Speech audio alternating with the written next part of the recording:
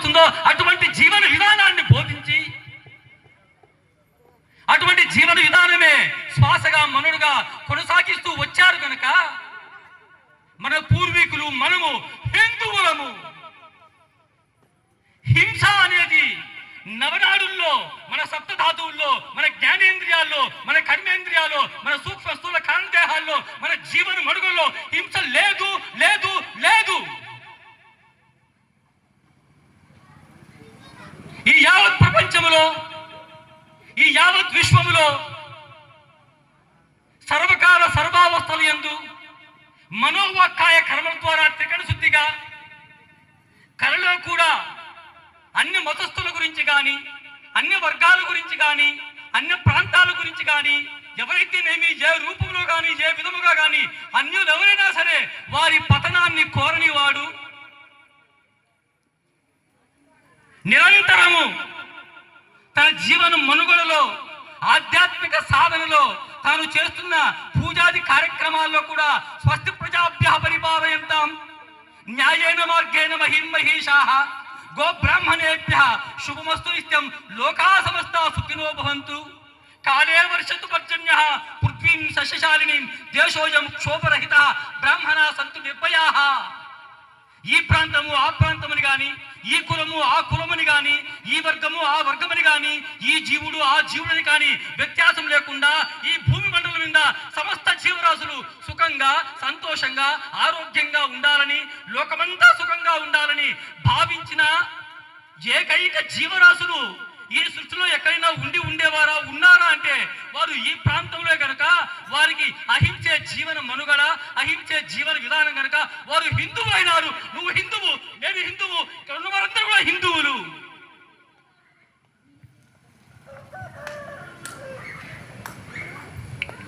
అటువంటి భారతదేశంలో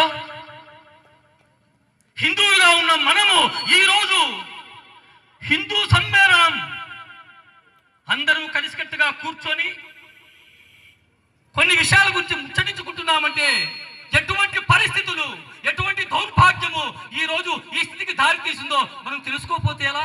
తెలుసుకొని తీరవలసిందే.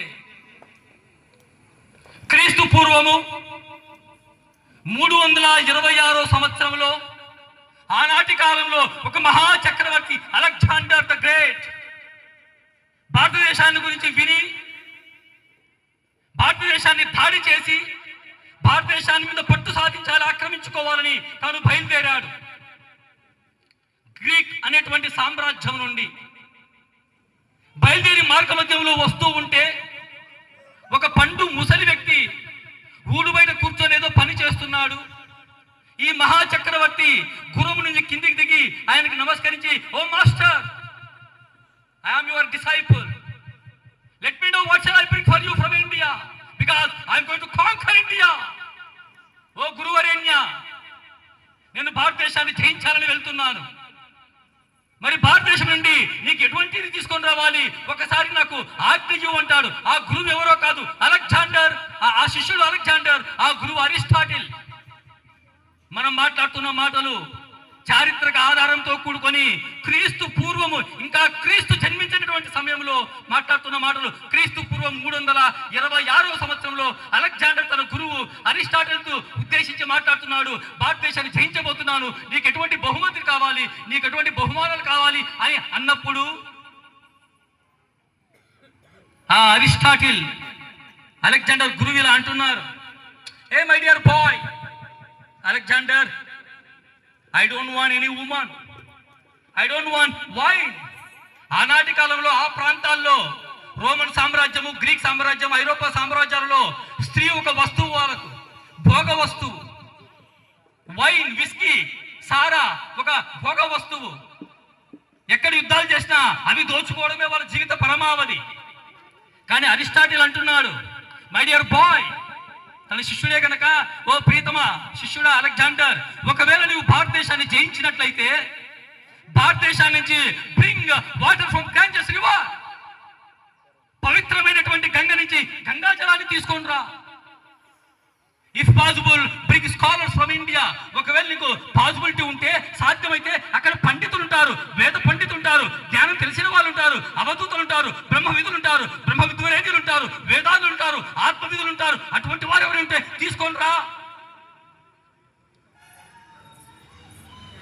ఒకవేళ నీకు వీలైతే భారతదేశం నుంచి బ్రింగ్ మడ్ ఫ్రమ్ ఇండియా, భారతదేశం గడ్డ మీద మట్టి ఉంటుంది, తీసుకొని రా అన్నాడు. అంటే క్రీస్తు పూర్వము, క్రీస్తు ఇంకా జన్మించలేదు. పూర్వమే అరిస్టాటిల్ అంటున్నాడు. ఎవరితో? ప్రపంచాన్ని గడగడలాంచినటువంటి మహాచక్రవర్తి అలెగ్జాండర్ అంటున్నాడు, నాకు భారతదేశం నుంచి గంగా జలాన్ని, భారతదేశం నుంచి పండితులని, భారతదేశం మట్టిని తీసుకొని అన్నాడంటే ఈ దేశం యొక్క గౌరవము, ఈ దేశం యొక్క ప్రతిష్ట, ఈ దేశం యొక్క వాల్యూ, గొప్పతనము ఎంతదో మనం ఊహించుకోవచ్చు. బికాస్ వీఆర్ ఇండియన్స్, మనం హిందువులము, భారతీయులము. అంత మాత్రమే కాదు, క్రీస్తు పూర్వం 6వ శతాబ్దంలో సుశ్రుతుడు అనేటువంటి మహనీయుడు పొరపాటున యాక్సిడెంట్ అయితే కాలుకు ఆపరేషన్ చేస్తారు, సర్జరీ, మొట్టమొదట ప్రపంచానికి కనిపెట్టి అందించాడు. కంటి చూపు సరిగా లేకపోతే క్యాటరాక్ట్ చేస్తారు కదా, శుక్లము, మొట్టమొదట ప్రపంచానికి అందించాడు. ఈ రోజు మనం మాట్లాడుతున్నటువంటి ఈ science and technology, mathematics, physics, chemistry ఏవైతే శాస్త్రాలు ఉన్నాయో వాటికి మూలమైనటువంటి సిద్ధాంతాలు, ఉదాహరణకు మ్యాథమెటిక్స్ లో సున్నా లేకపోతే మనం ఊహించగలుగుతామా? ఈ రోజు ప్రపంచం యొక్క మనుగడ, ఆ సున్నాను కనిపెట్టింది ఎవరో కాదు, హిందువు, భారతీయుడు. అంతేకాదు డెసిమల్ సిస్టమ్, దశాంత పద్ధతి, అంటే 1 2 3 4 5 6 8 9 అంటే అయిపోయి. 9 తర్వాత ఏమిటి? మళ్ళీ 1 2 3 4 5 6 9, దాని తర్వాత అంతే 10 11 20 30 1000 కోటి అంటున్నాం కదా. అటువంటి డెసిమల్ సిస్టమ్ కనిపెట్టింది ఎవరో కాదు, హిందువు, భారతీయుడు. ఎప్పుడు? 5వ శతాబ్దంలో. ఇంకా ప్రపంచం సరిగా మనుగడకు, అంటే ఇంకా పుట్టకోసి సరిగా పెట్టుకోలేదు. కొన్ని నాగరికతలు, కొన్ని సంస్కృతులు ఇంకా సరిగా మనుగడకు తప్పటడుగులు వేస్తున్న సమయంలో ఈరోజు మనం మాట్లాడుతూ ఉన్నటువంటి కంప్యూటర్ సైన్స్ లో PI అనేటువంటి